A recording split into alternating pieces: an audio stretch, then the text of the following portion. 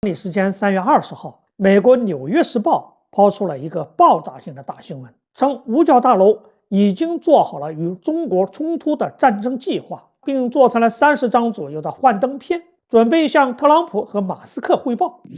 对此特朗普20号深夜在自创的社媒真相上面火速辟谣，斥责正在衰落的《纽约时报》又在炮制假新闻。其实《纽约时报》恐怕也不知道五角大楼的对华战争计划具体有哪些内容，但这个事是谁都能猜出来的。美国在做与中国冲突的战争计划，这其实不是什么秘密。美国从来就没有停止过修改、补充、调整与中国的打仗的计划。虽然美国国务卿卢比奥前几天还在声称他更倾向于与中国是竞争关系而不是对手关系，但其实美国一直在把中国作为他的假想敌。对此大家都心知肚明。至于是什么作战计划，在美国没有人敢透露它的具体内容，想想也会知道肯定是主要围绕台海冲突的相关内容。所以对这个新闻，《纽约时报》就算蒙也能蒙对，不算制造假新闻。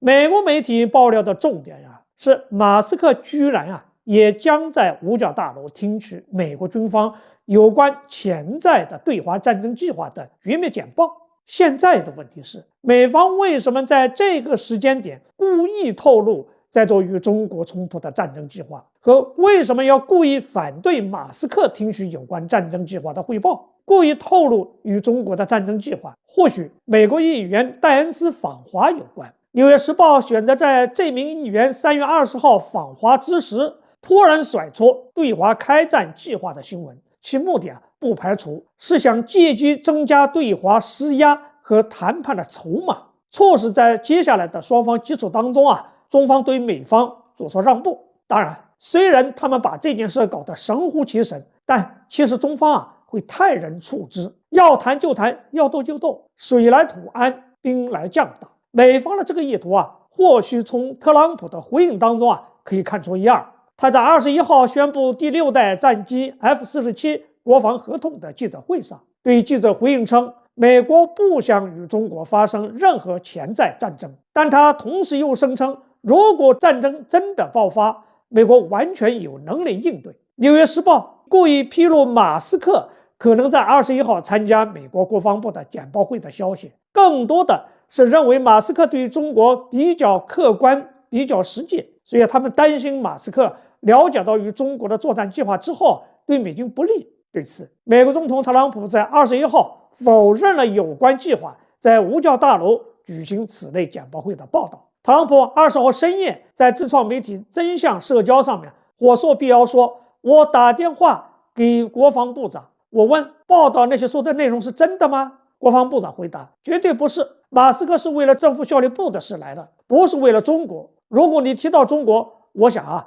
他会走出房间。当天的记者会上，特朗普还同时提及，鉴于马斯克在中国拥有广泛的业务，不应让他得知有关潜在对华作战计划的敏感信息。他说，埃隆在中国有业务，他可能会受到影响。美国国防部长郝克塞斯也在社交媒体 X 上回忆，他与马斯克进行的会晤是一场有关创新效率和有关智能生产的非正式会议。马斯克紧随其后，也在 X 上贴出了特朗普的回应，并表示要对恶意透露信息的人进行法律追责。不过，据《纽约时报》最新消息称，一名知情人士透露，在美媒报道引发之后，这场涉华简报才被取消的。但马斯克在国防部办公室会见了美国国防部长郝克塞斯、参联会代理主席格雷迪，并与郝克塞斯交谈了1个多小时，这也是挺耐人寻味的。美国军方还是不想中断与马斯克的既有关系，毕竟